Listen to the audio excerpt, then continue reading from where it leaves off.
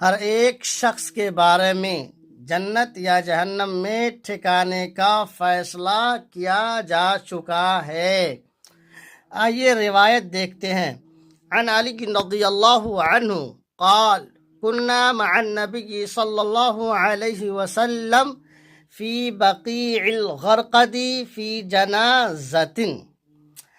حضرت علی رضی اللہ تعالی عنہ سے روایت ہے کہ انہوں نے فرمایا کہ ہم نبی کریم صلی اللہ علیہ وسلم کے ساتھ ایک جنازے میں بقیع غرقد میں تھے۔ فقال ما منكم من احد الا وقد كتب مقعده من الجنة ومقعده من النار۔